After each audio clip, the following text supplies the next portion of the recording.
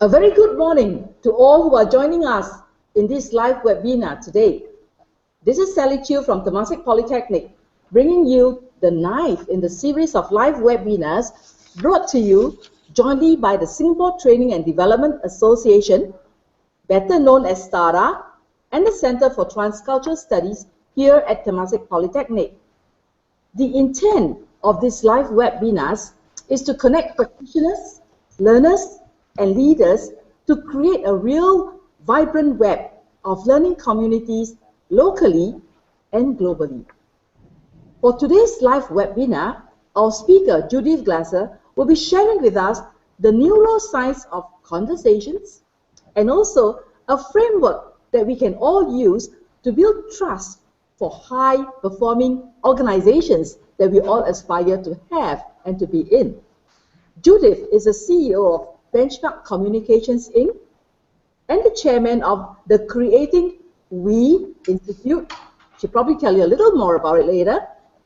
She is one of the most innovative and pioneering change agents, consultant, executive coach in the consulting industry, much sought after as a speaker, and sometimes called an organizational anthropologist.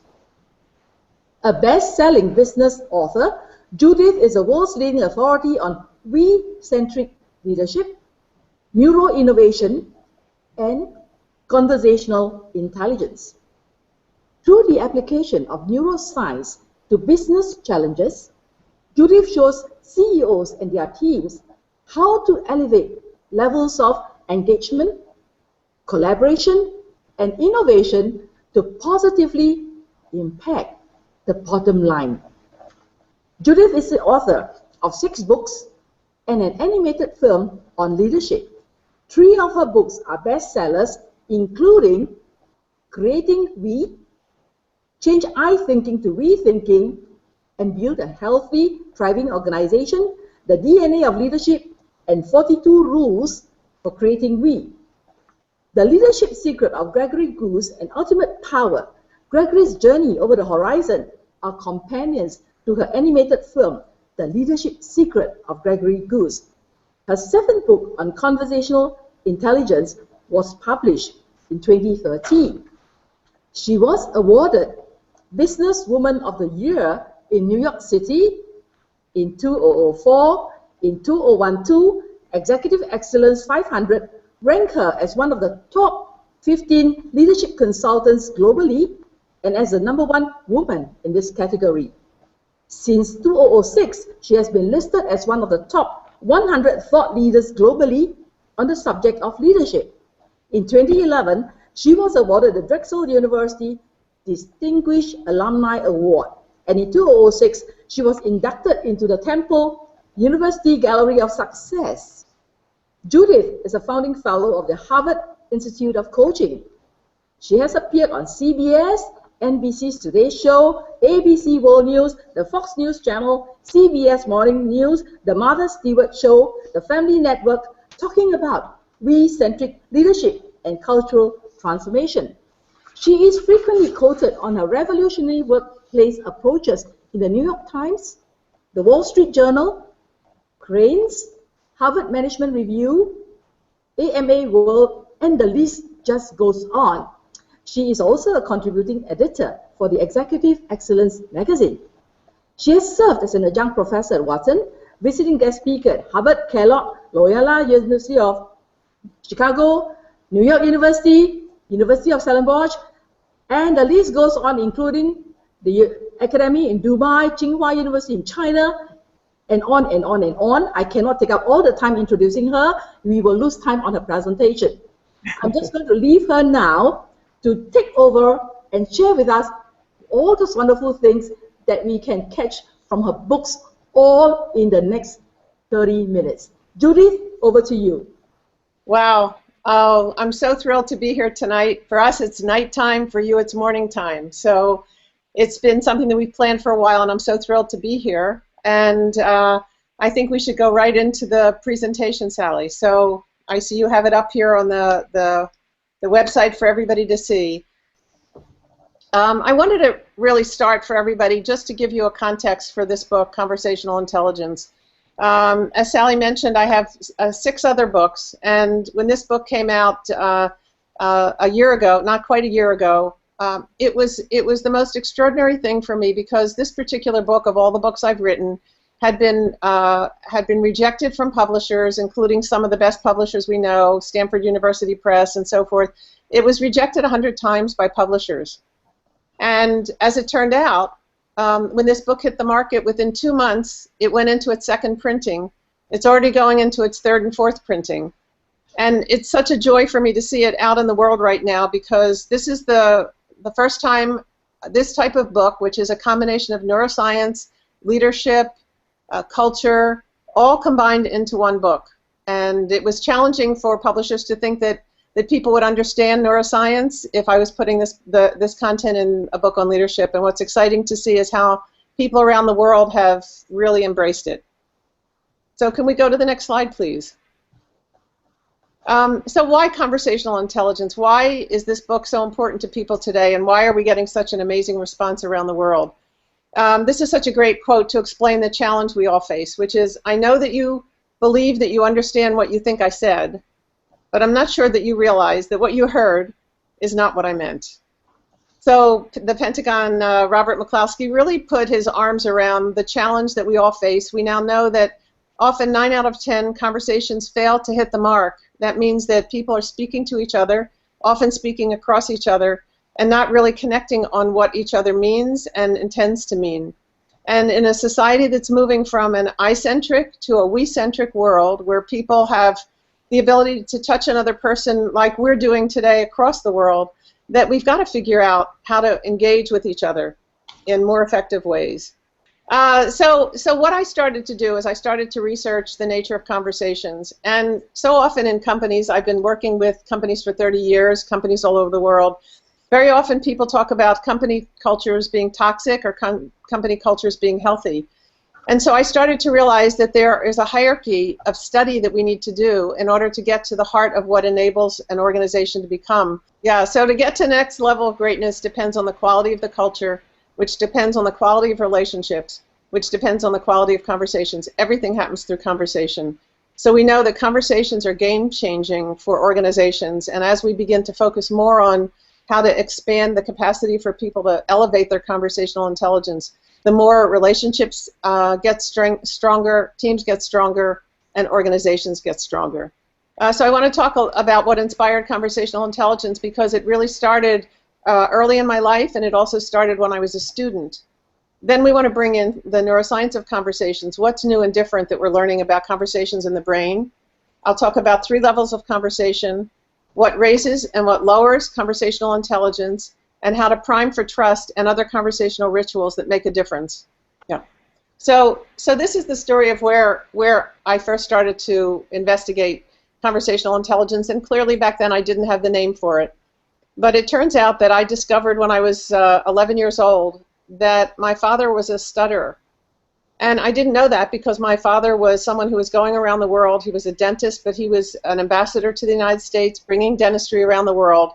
So what happened is that I found out that my father was a stutterer, and I asked him, because he was going around the world, he learned many languages, he was very capable of communicating extraordinarily well, especially as a speaker. And he said he had a teacher, like a coach, who took him under her wing when he was in his last year in high school. And she helped him become an actor in a play. He became someone, he took on a role, he could stand on the stage, and when he was in another role, he was able to communicate effectively without stuttering. I was fascinated by this, and I found out, as I started to dive into medical books back then, that there's a place in our brain where human beings create identity. And jumping forward, when I got into a graduate program, I had a research fellowship from Drexel University, and we started to study how children learn language. So what we learned is we decided that in most cases when children go to school, they learn content, they learn knowledge, they learn facts by teachers telling them new knowledge. And we said, what if we did something very different? What if we were able to use pull strategies with children instead of push? What would be the impact? Now, conversations have 2 parts. There's a telling part, and there's an asking part, and there's a listening part. And we decided to reverse what happens in school and have the children tell us stories, their own unique stories, and draw pictures, their own unique pictures, And we programmed a typewriter, which is what you see in the picture, for the children to learn how to read and write on their own stories. What was most fascinating for us is that we were trained to interact with the children without judgment, and this became one of the cornerstones of conversational intelligence. We now know that judgment, it has a negative impact on our brain's ability to open up and explore new things. And through this program, we had all of the children learn how to read using their own stories within 31 half-hour sessions, and we followed them for 10 years. And over the course of the first few months, we retested their IQ, and it turned out that their IQs jumped 15 points. And we followed them for 10 years and found out that they were incredibly well adjusted at school, far beyond their years, even children that had very low IQs to start out with. So what we started to look at is the environment in which children learn conversations. And we discovered that there were key elements that appeared in our research, such as environments where people connect without judgment. We listen to connect. That we ask more questions than we tell. That we make sure that the relationship is very robust and that people feel trust.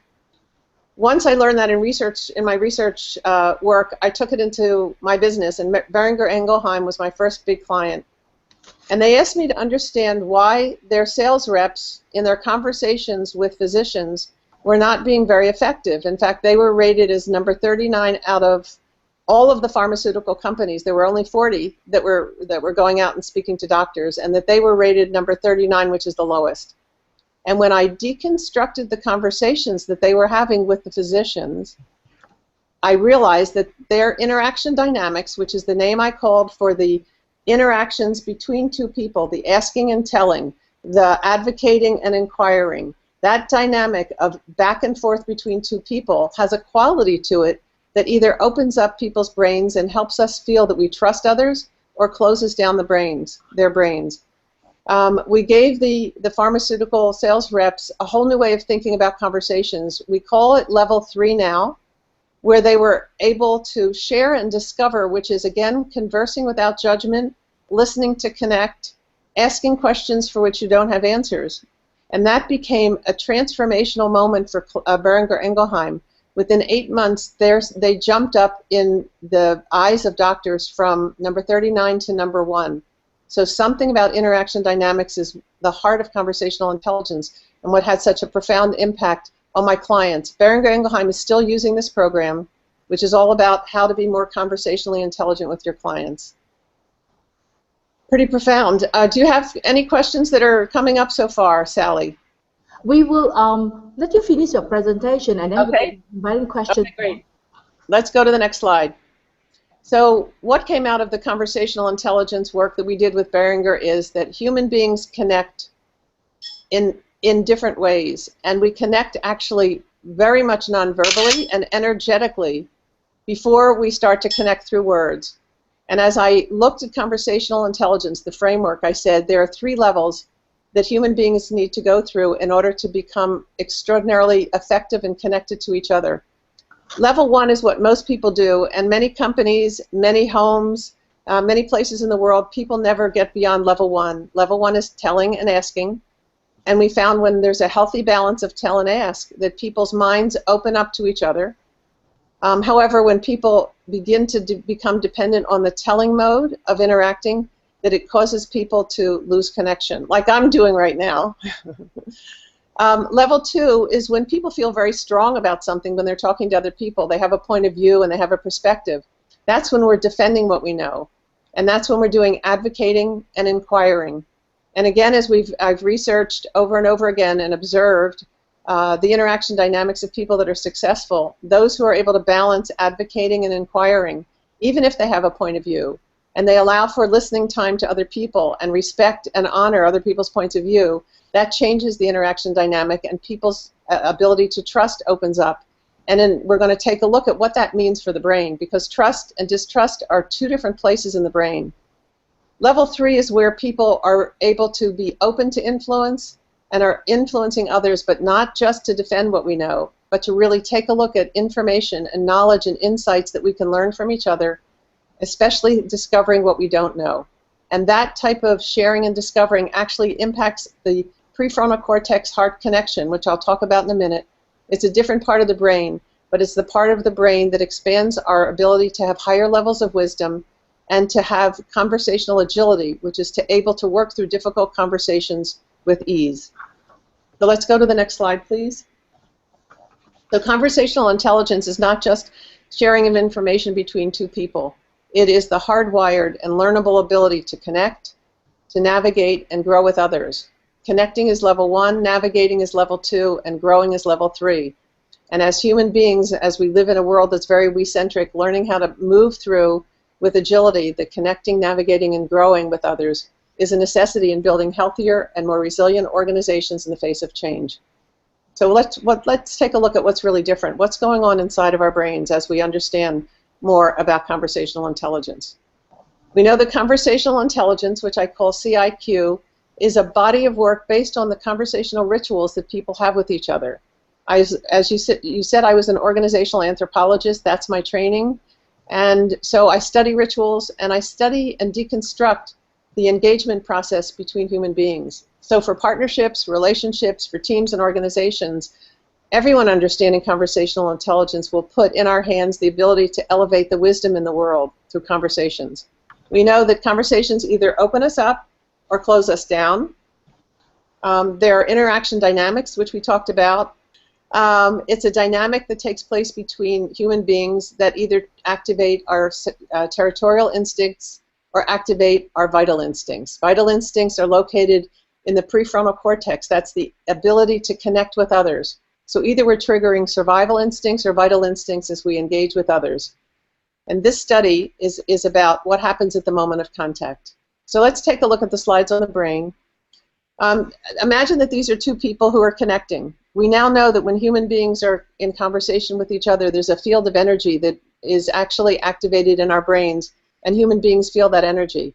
And in fact, in a 0.07 seconds, we're able to feel in our bodies a reaction from another person and know whether they are a friend or foe.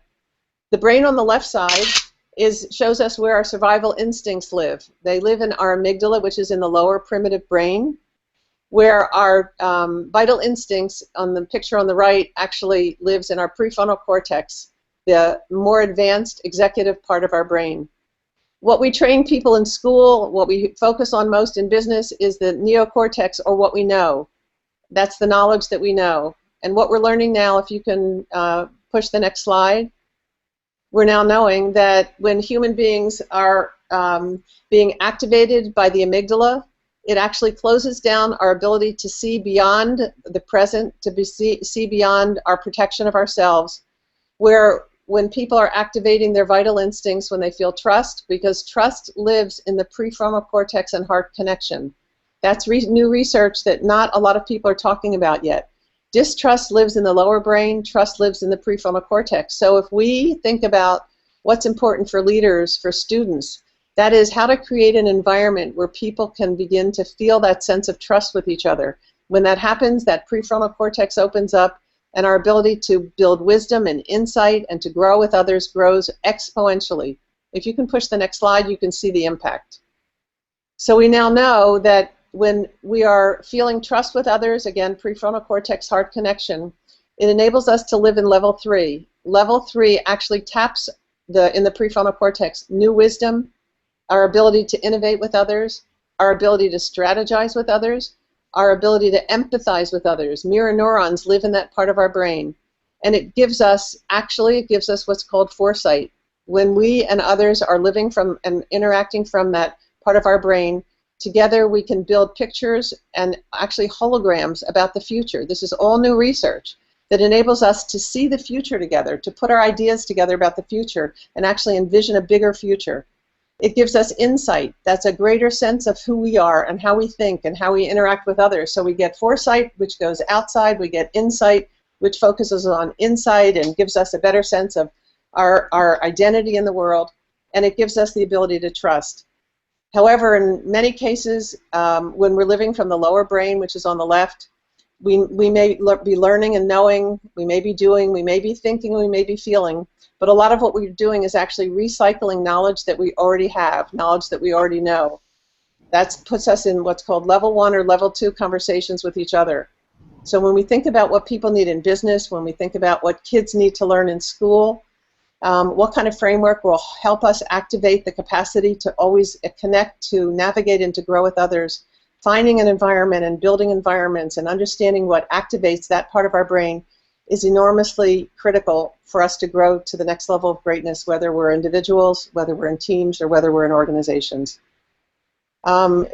Sally, if you'd like me to keep focusing on this work, I'll talk about some of the organizations where we started to do this work and found extraordinary results. One was the New Wave Entertainment.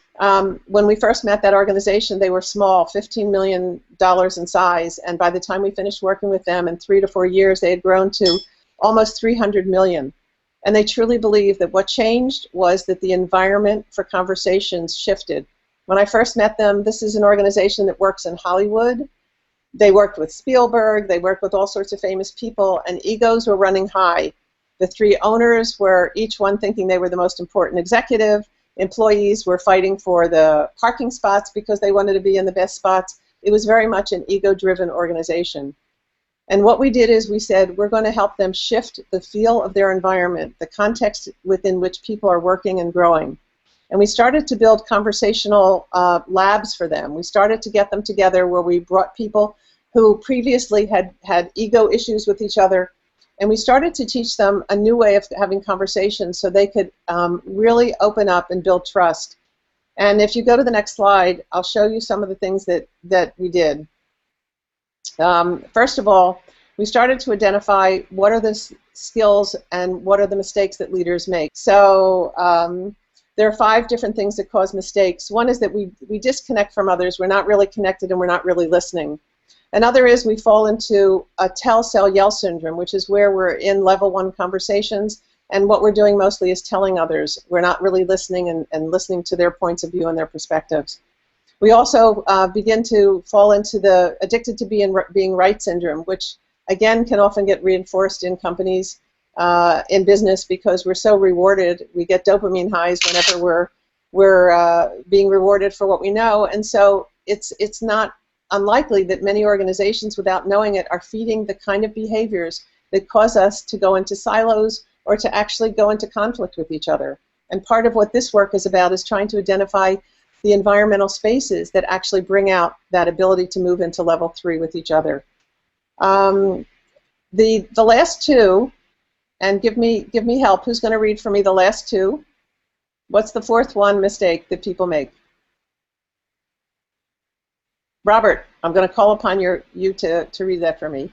Okay, is disengaged listeners.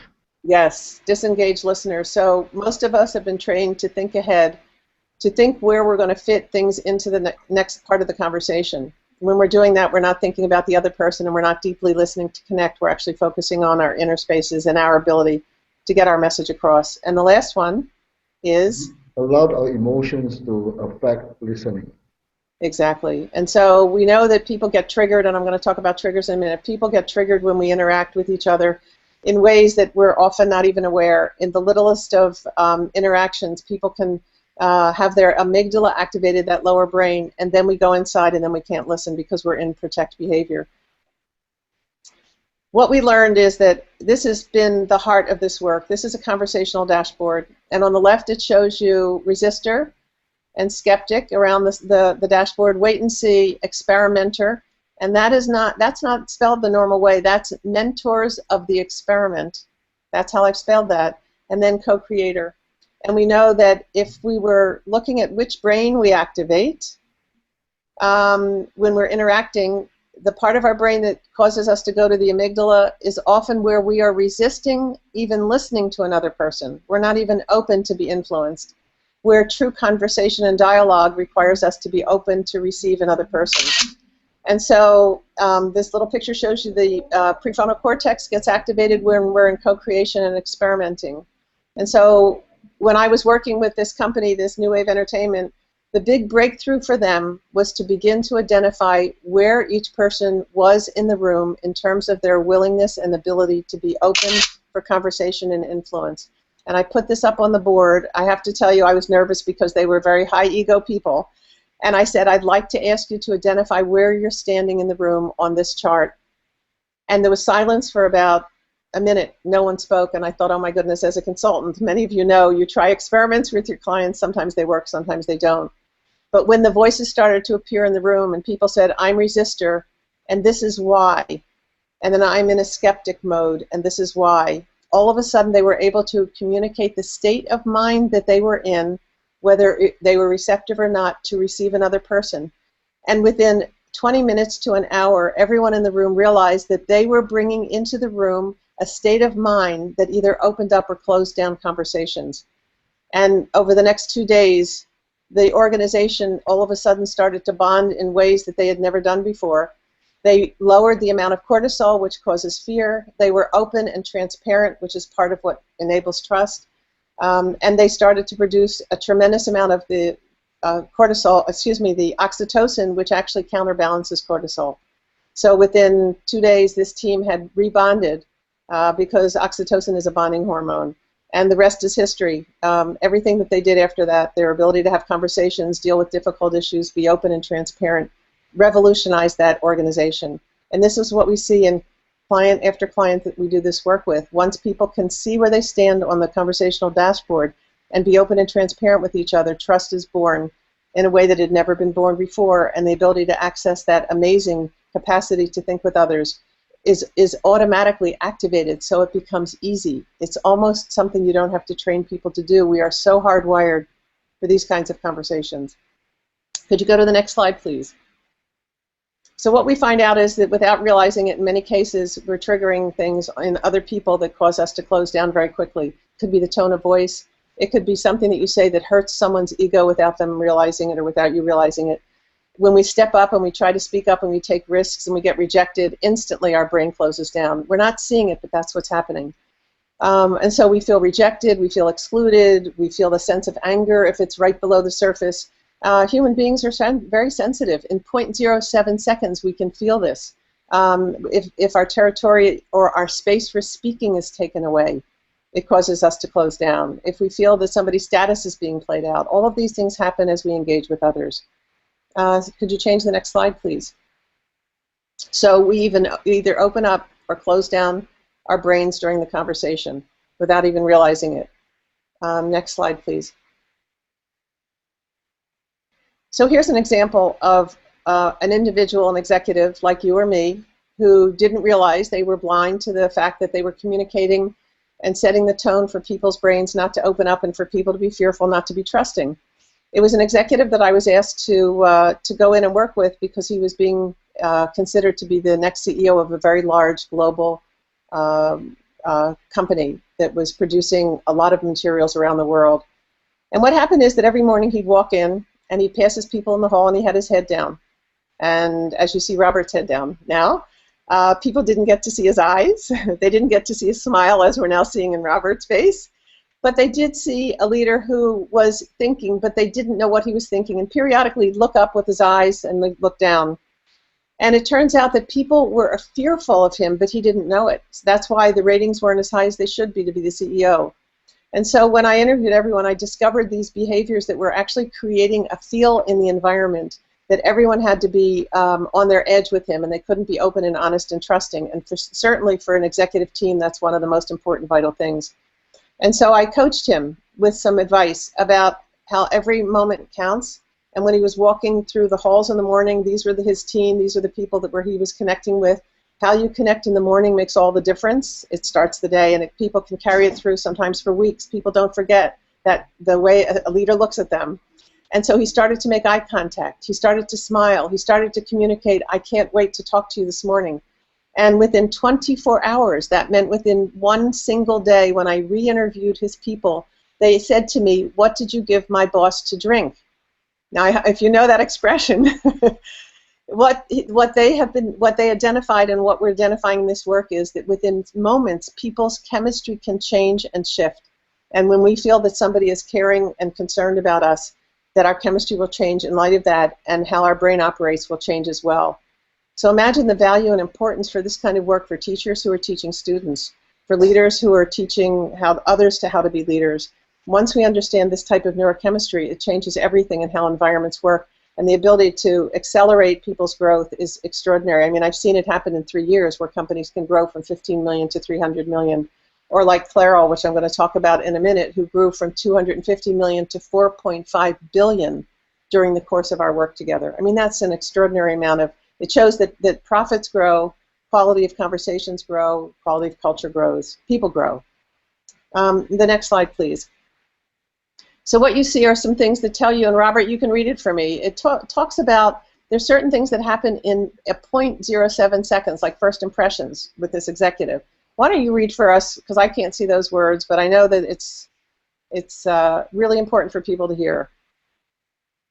So what goes fast? What are some of the things you see on the screen? 0.07 seconds, first impressions are made. Yep. And whether a trust is lost or, you gain the trust. In 0.1 seconds, yes? Yep. In 0.1 seconds, exactly. Yep. And then in 0.07 seconds, voice is lost. Basically, yes. I think what you meant is people are not hearing anymore. That's correct. Exactly. We lose our voice. In that amount of seconds, I have leaders who said to me, I walked in the room, I felt the fear in the room, and I couldn't speak anymore. That's how fast this happens to us. And what we call faster is not that much faster, 10 seconds it takes for certain things to be processed and decisions to be made. And something else which I think is fascinating research, in 12 to 18 seconds, every 12 to 18 seconds, your mind has, even if you're listening like you are intently, your mind pulls away periodically to process what I'm saying and combine it with what you're thinking, because that's how this works. That's how we get a sense of, that's how our listening works. But we have to go in and then we come out, and sometimes in those short moments we've lost some of what's being said. That's why really learning how to develop all 3 levels of conversation, learning how to work in a healthy way to confirm what we know, and to understand how to position what we know with others so that we can have influence, and then understanding how to share and discover what we don't know. All of those are 3 critical levels that human beings need to learn how to move in and out of in order to be conversationally intelligent. Can we go to the next slide, please? So what we now know is that conversations produce what we call conversational cocktails. In a moment, we can be flooded with cortisol, or we could be flooded with oxytocin. Unfortunately, oxytocin is not as powerful as cortisol, and I think I have a slide that's going to come next which will show you some research. What we want to look for are leaders that can learn how to prime the space for trust and do the kinds of things that create that feel in the environment, that transparency when leaders are willing to share the insights that are going on in the organizations, or put relationship before task, or really deep dive into other people's worlds and perspectives so that they understand others. And those who are able to really create an environment where we can have shared success, not just my success. And where most of all we're able to tell the truth about reality gaps that exist between my reality and yours.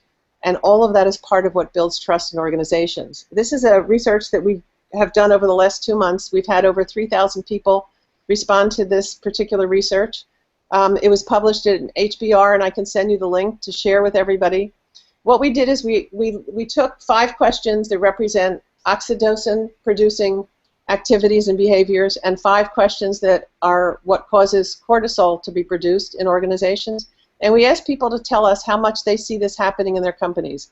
So do people show concern for each other? That's the number one, regardless of where we've done it. It happens to be the highest score that we see in this research. The lowest score we see in this research, which is the cortisol producing, are letting emotions detract from listening, letting them get in the way. And so you see that for the most part, people are doing more green, which is oxytocin producing, than they're doing more cortisol producing. All of that is the good news story behind this research.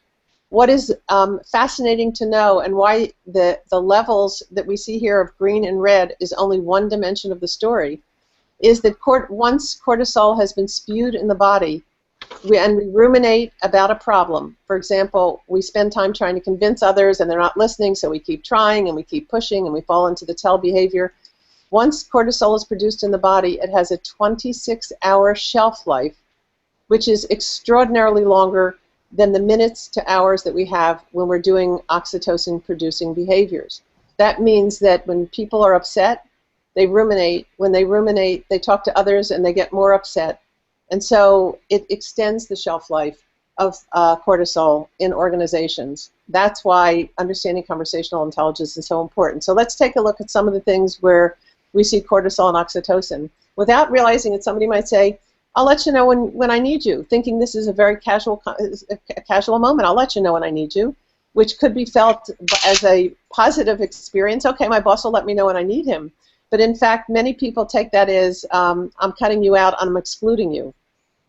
Instead, you know, whom do we ask to get help for this is something that would produce the oxytocin or the invitation to engage with people. Let's hear some more.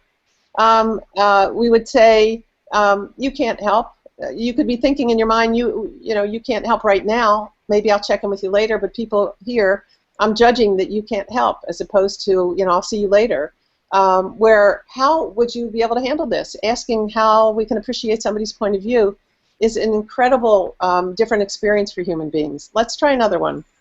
Didn't you think about doing it this way? How often do we tell people and solve for them and give them ideas about how they should do things better as leaders and managers, as opposed to saying, well, how could we approach this differently? Or how could you approach this differently? Involving and engaging people's minds in ways that will help them grow and develop new ideas and new thinking. So now we know that trust changes reality. If we don't feel trust, our brain closes down. And I'm going to either need that slide up again, or Robert, I'm going to ask you to be my voice. So when we have distrust, when we feel distrust, tell me some of the things. How do we experience reality? We see reality through threats and fear and close down. Yes. Review, we close down. Yep. expect mistakes, assume Yes. the worst, Yes. look with caution, Yes. interpret with fear, Yes. secrets, and surround ourselves with yes people. Yep. Those are protect behaviors that come out of all human beings when we're in a fear state and we're trying to protect ourselves. But yet when we feel a sense of trust, look at how that quality shifts and what it does to an environment. What are some of the things that when trust is high, how does our reality appear to us? We review more, expect the unexpected, assume the best, look with an open heart, interpret with facts, tell the truth. Yep. Yes, to truth telling. Yep. And so what we know is now that if leaders need to think about what makes a difference in the world, some of the most important things are to think about the quality and the feel of our environment that we're creating with each other. That before we open our mouths, we actually set a tone or set a stage for people to either be open and ready to learn and ready to contribute their all, or whether we set a stage where people are fearful. As the leader who just walked through his halls with his eyes down, human beings are sensitive human beings, and we all react to these little things. And it can change a person's life when a leader all of a sudden realizes how they impact others. So here, what are the things that we need to think about when we talk about what raises conversational intelligence? Be open to influence. Is that correct? Is that the first one? Yep. That we as human beings, instead of being in resist behavior, waiting to contribute what we want to say alone, that we actually stand in front of another human being, being open to influence. We want to listen to connect, because when we listen to connect, we're not in judgment with each other. And we actually activate the part of our brain, that prefrontal cortex and heart connection, which enables us to learn and grow with another human being. When we ask questions for which we have no answers, rather than ask questions for which we have an answer, we're very trained to do that. But we're not as trained because we have to be open and receptive to live in a place of risk and unknown. Being willing to accept that, accept the unexpected, expect the unexpected. We have to learn how to prime for trust, which is what this leader learned how to do. Set the stage in our environments for people to be able to connect in healthy ways. Be aware of what causes people to close down. And sustain conversational agility. And that means that when we see distrust appearing in a room, helping people engage by helping people refocus, reframe, and redirect the conversation to start over and to try to reposition what people are saying if in fact intentions are unclear. I think we're almost done, so let's move through. Many of you may know about the company Burberry. I worked with Angela Arndt, who is the CEO, for 20 years through all of the companies she worked in. And when I worked with Burberry, they actually had an incredible rise. Many of you know the story that they actually were in the top 4 fastest growing companies in the world. And a lot of it had to do with Angela's approach to trust, that as she hired people, everyone was asked, are you willing to be open and transparent? She had the 5 critical qualities for trust building in her organization, and everyone was screened for that. And the other thing that she did is she started to create a conversational space which was not built on silos and people talking behind each other's backs, but she started having conversational videos every month to create an engagement for everyone to be in the same conversation. And the conversation was about the growth of Burberry. And so people started to connect in better ways than they ever had before. And in this particular case, the results were extraordinary. In 3 years, the company grew from $1 billion to $3 billion. And it's just an amazing story. But trust was the foundation of that organization and continues to be. Okay, can we move to the next level? So we know that trust changes reality. When our lower brain is triggered, then we see the world through cautious eyes. We see people as foes, not friends. But when we are able to build an environment of trust, then everything changes, and our brain actually automatically loves the trust environment, opens up. It's like feeding people. The next one, please.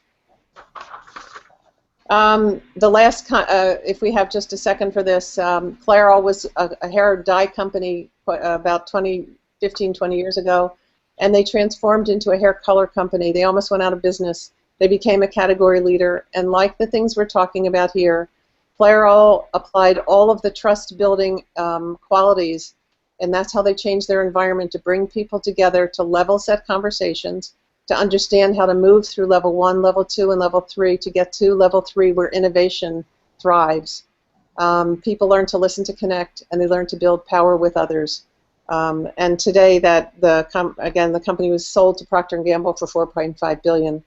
So we now know that when people turn away from each other, when we are afraid and frightened, if you push the next button, you're going to see what happens. Our brains don't really connect very well. We try to connect, we try to listen, but in fact, when we're fearing that another person is a foe, not a friend, we're activating cortisol, which disables our ability to have a mirror neuron experience with others.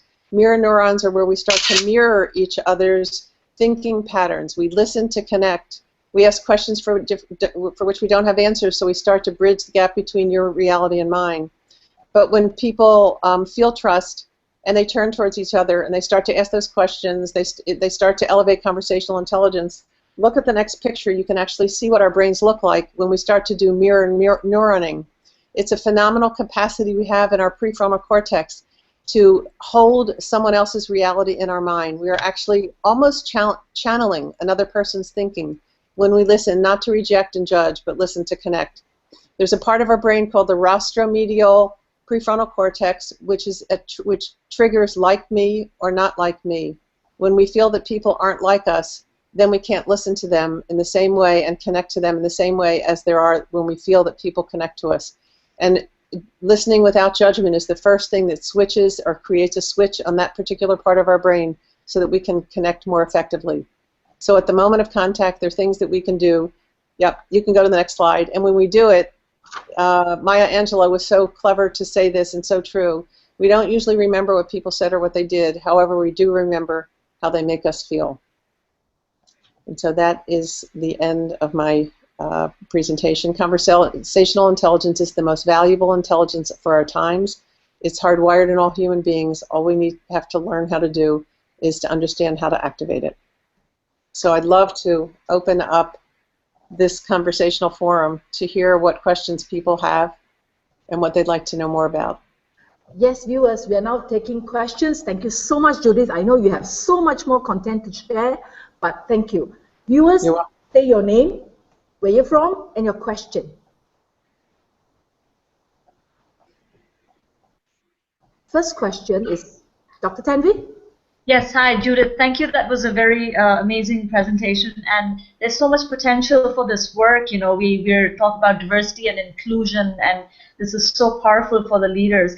I wanted to refer to the work that Amy Cuddy has done at Harvard, which I'm sure you're familiar with, about body postures and how that activates the brain to feel in a particular manner. Yes. And I was just wondering, in your research, have you come across anything similar in you know, tapping into the physical space or the postures or anything like that that might you know, open up the conversation space a little bit?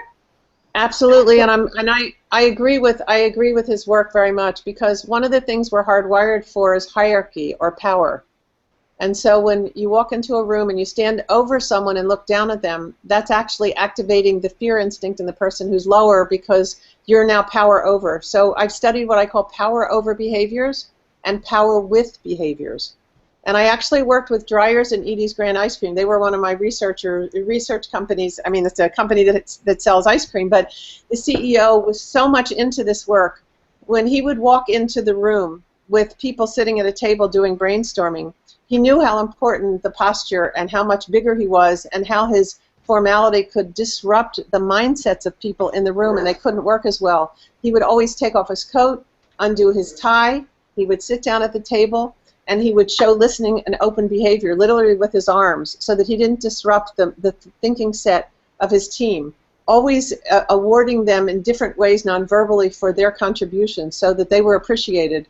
And it literally, again, it changed the culture. I think that every human being, every teacher needs to understand what the power over behaviors are and what the power with behaviors are, so that we can level set a conversational space, that feel of the space. And it radically shifts the conversation and how it unfolds. Is that the kind of work that you were thinking about? Yeah, absolutely, because I think we kind of underestimate the power of things like touch and distance and how we stand, how we lean forward when we talk. I think we that. So it's wonderful to see that what you're saying aligns with that. Thank you. Absolutely, and in fact, the more we learn about this, the more we realize that this nonverbal is the priming that I was talking about. It's how we prime a room before we go in. So I literally teach people before meetings all the things that they can do to remove that power over feeling and create power with even before you come into the meeting, because that will activate innovation in the room. It's just a phenomenal switch. We have to understand that's a switch in the brain. Thank you for asking that question. That was terrific. I think I'd like to add one point here, that when we are in a more global conversation, there's always this culture part of it where most of us, or most countries, probably in Asia, their main language or primary language may not be English. And therefore, although they speak English, they are actually receiving that message and translating it into more their own language, and then trying to speak back in English. So there's always this time gap. And that's why sometimes, I remember when I was young, we used to think that the Westerners speak too fast.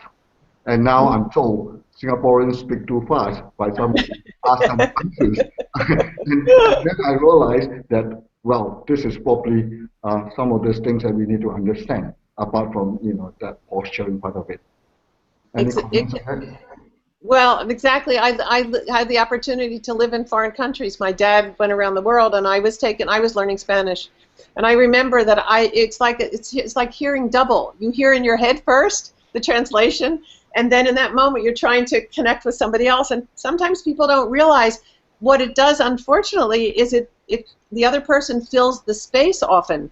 Like they're not quite sure why you're hesitant, and there's judgment that appears in that moment. Like, why don't they just answer, right? And so people are picking that up, and it makes it harder for the connection to take place, right? So, yeah. You then feel that probably the person either don't understand or not listening or not having that dialogue with you, and then that perception becomes reality, and then can I trust you? Am I communicating or am I not?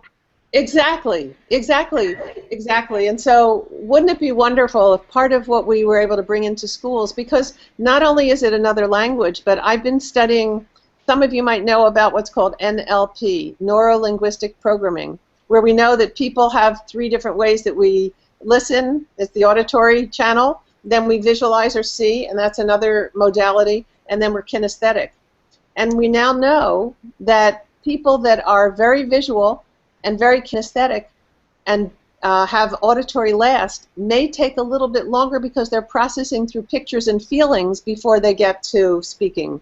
And I'm working with some families right now where they have children that are very visual, kinesthetic, and auditory last, and they were being labeled as problem children because they weren't contributing as quickly as others. But that was their modality of listening, and that was their modality of being able to engage. So imagine if we had this wisdom as something that all teachers learn, as conversational intelligence, something that everybody learns, so that we can do what you're doing, which is have compassion for other human beings as we engage with them. What a different world this would be. Thank you, Judith. We're running out of time, and we're going to give time to those who have not spoken before, from far away, Yes. Myanmar or whatever. Please. So please come on. Questions. Thank you. Levin? Hi. Lynn? Hi. Myanmar? Can you hear me? Yes, I can. Yes. Nowadays, that's my suggestions. In here and in every country, so in many organizations, there will be some gap between the conversations of the old peoples, the young peoples in organizations. Like the cultural change and the technologies and so on. Sometimes, especially in Myanmar, so we are just growing up, and so we need to leapfrog to the global stage.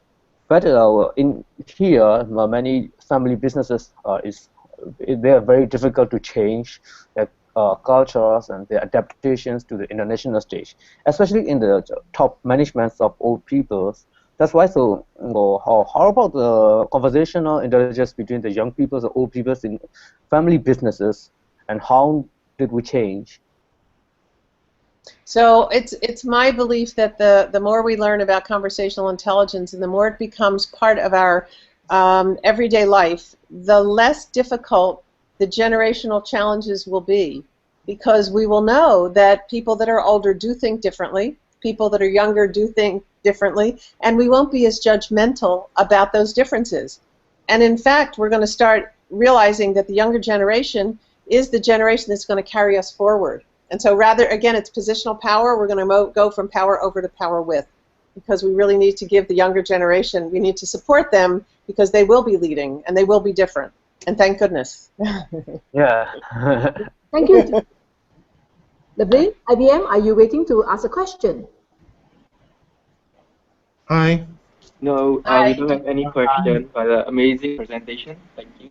Thank you. Thank Let's you. move to the younger generation Judith talk about. Student, I see you from the Global Connect Club and STADA's student chapter. Thank you for the kind presentation that you have shown. Based on the sites that you mentioned, I have some inquiries about, and you talk about big organization, but however, do you have research on conversational intelligence being used on the mentally disabled people in the world, and does it benefit them as they have to be open up to the world when they have to face a society during working?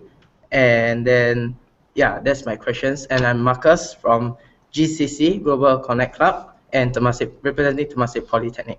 Yep. Yep. So Marcus, is that your name? Yes, Marcus. Yes. Very nice to meet you.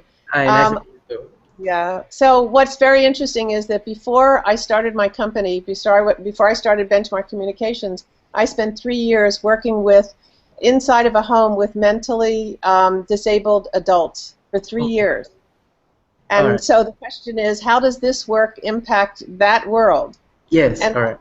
all right. So what I did is the first person I met was a 26-year-old boy named Larry, who I was told could not speak or read at all, except grunt. And as I was introduced to him, and they said that he was disabled and that he could only grunt, his head tilted, and I wondered, was he really listening, and maybe he could hear and understand.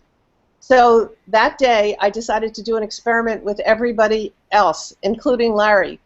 And I started to, just like my research with the young children, I wanted to find out what Larry was interested in, and then I wanted to help him do more of what he loved to do, because that would shift his chemistry from being judged, which I felt he was when I came in, to being appreciated for what he could bring to the world.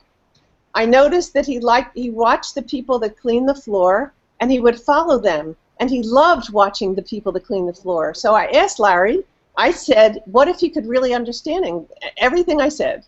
And I said, would you like to learn how to do that? And his face lit up, and he said, In other words, he did understand, right?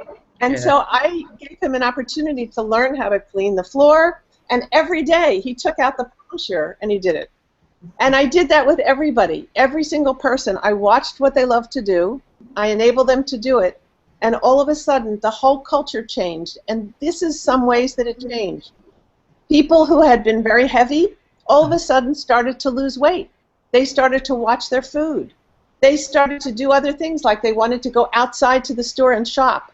In other words, by changing the energy field from being very judged to being appreciated, their growth started to increase. They started to talk to each other. They started to play games with each other. They actually started to do projects with each other. They had never done that before. People didn't think it was possible for them.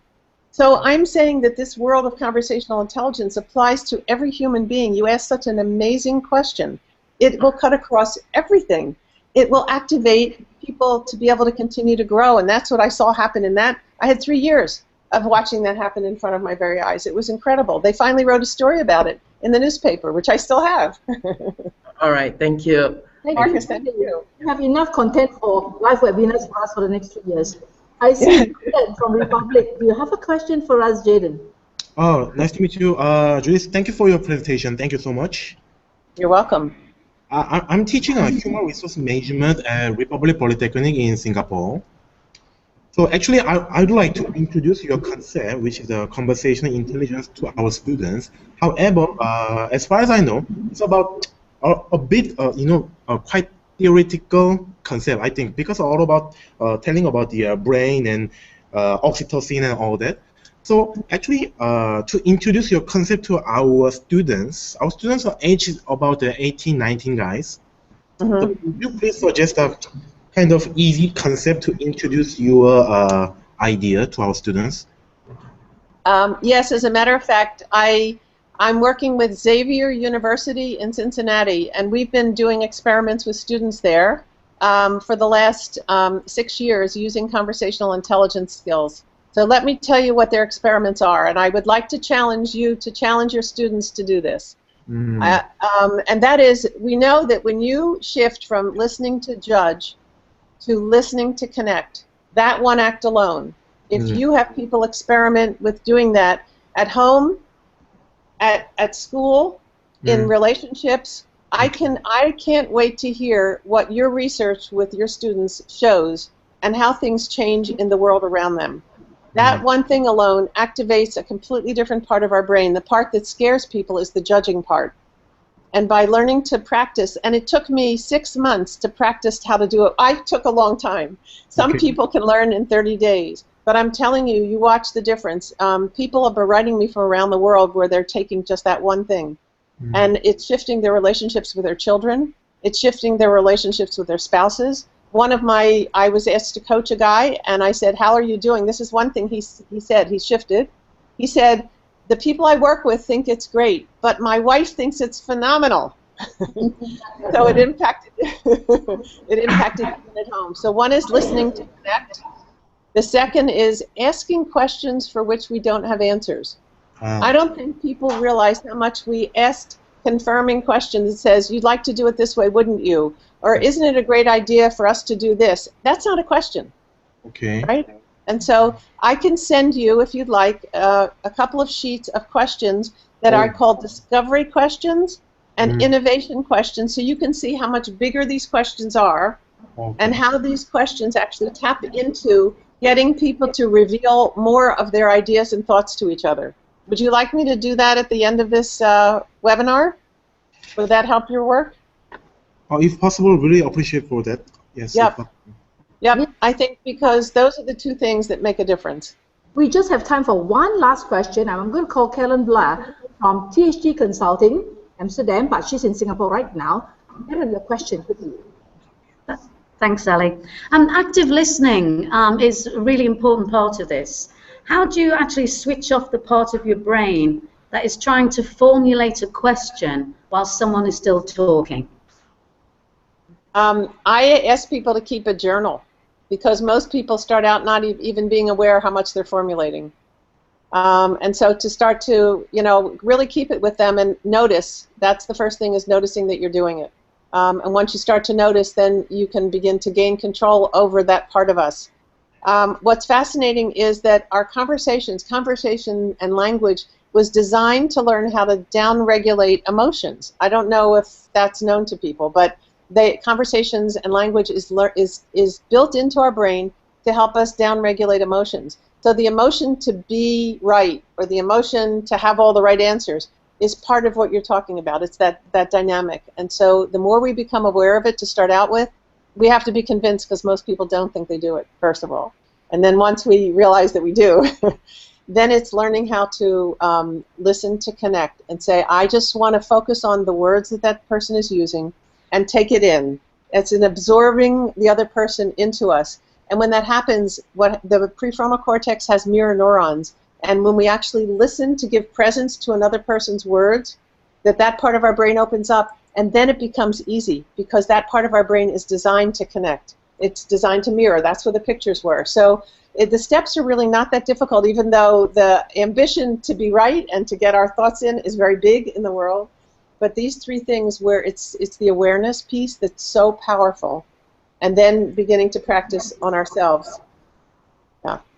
I am sure, like me, all of you wish we can continue with this, but we really have to stop. And to carry on with this, Judith, besides her very generous presentation sharing, has made available, inclusive for STADA members and all who are viewing or logged in, you get a 45% discount on her ebook, Get Into the STADA website. It now remains for me, on behalf of all of you, to thank Judith, participants, and viewers. Thank you so much for participating in this web of learning spun by STADA and CTS at Temasek today. You have contributed through your questions to a very wonderful web of learning this morning. This video will be uploaded in STADA's YouTube account for your viewing. Search for STADA, you'll find the video. LinkedIn users, you can view this in the group called Community Spirit. To repeat what Judith has said, conversations, a game changer for organizations. Change your conversation, change your life, or change your conversation, change your organizations. And with that, I encourage you to go read the book, talk your way to the top, and get to the top of the ladder of all conversations. Level 3, be a wise fit in your organization. Thank you so much, Judith, and everybody, for participating. I'm sure we'll see you in 2 months' time, November the 6th, at our next live webinar. Thank you so much.